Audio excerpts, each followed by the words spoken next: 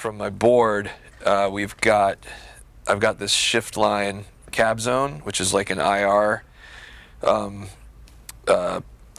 and cab simulator, and it's got, I don't know, like 10 different preamps and 10 different cab sims on it, and so we'll run both of these out to front of house, and then our front of house guy can kind of blend them together to make it sound like there's more than one amp up here. Because I used to travel with multiple amps, and carrying shit is stupid.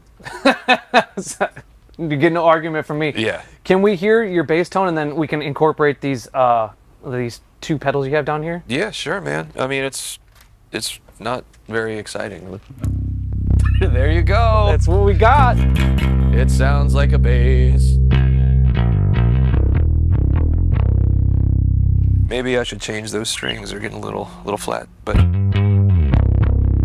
mean, there's not much to it. Just everything pretty much right in the middle. Gain just past the middle.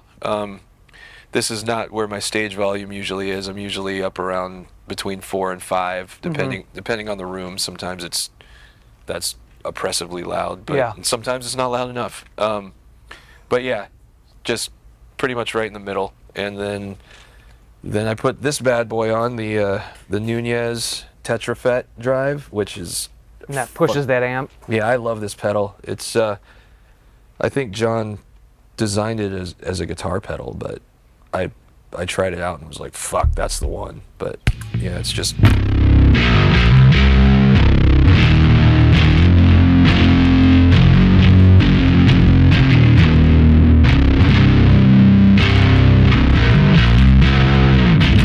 It's like the 200 has its personality still there, but it feels like it just got cut off in traffic, and it's got like road rage now. Yeah. There's a whole different personality. Yeah, I don't generally like bass distortion pedals. Like they always seem to be missing some kind of grit, or like that high end, like sound like a dimed out tube amp kind of tone. It's just never there. It's always just like, I don't know, it just, to me, they always just sound like fuzz, and they don't have like the attack that I want, or at least most of the ones I've tried.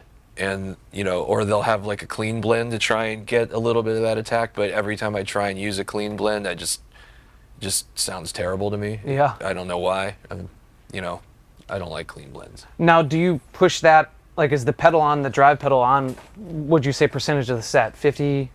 In Converge, it's always on. So it's an always on? Yeah, Cave-In, 95% of the time it's on. There's a couple of clean spots, but yeah, that's pretty much my always on pedal. And then the rubberneck? The rubberneck is just a weird delay that if you turn a knob too far, it gets away from you, and it's really hard to control. But yeah, that's just like, I rarely use it in Converge. It's mostly for making noise between songs, but I use it a lot more in Cave-In than I do in Converge. So that's what I was going to ask. Not anything like song or real-world application for Converge, more of a bridge in between moments or songs. Where in Cave-In, there's some stuff where I like have to tap tempo and use the delay as part of the song. But in Converge, it's mostly like you're tuning, you're drinking water, okay, and it's just dead silence up here. So I'm just gonna make some horrible noises for a little while until you count off the next song. Can I dare you to make some horrible noises and get on the bull? Sure. See where it takes us? Just...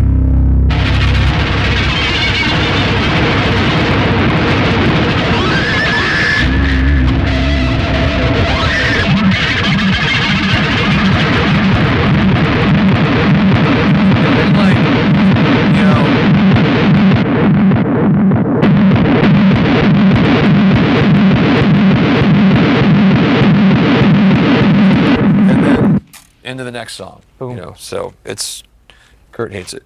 And the little mini crybaby wall, is that as kind of an extension of the rubberneck, or does that have actual application within the band? In Converge, not so much. In Cave-In, I do use it quite a bit, actually. Yeah.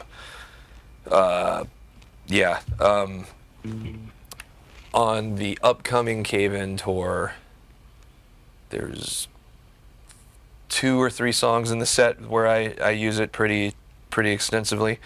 You know, it's just a bass wah. Sounds like a bass wah. You know, I can. Is it ever anything? Because I've never messed with the small one. You know, having a normal size foot. Is it weird? You know what I mean? Like, because I've never interacted with the little baby. Honestly, I've kind of gotten used to it and prefer it to the big one. Huh.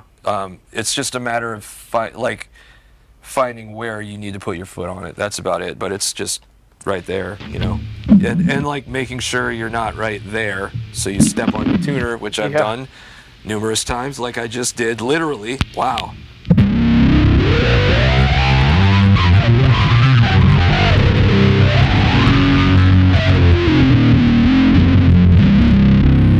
Yeah, I know I clunkified that question, but it was mainly seriousness because of how subtle a throw of a wah pedal or an expression pedal is kind of unique or expressive to someone's playing and sound. Yeah.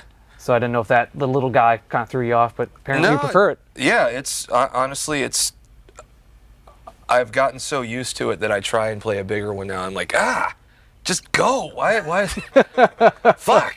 Like, why is it so hard? Yeah, there you go.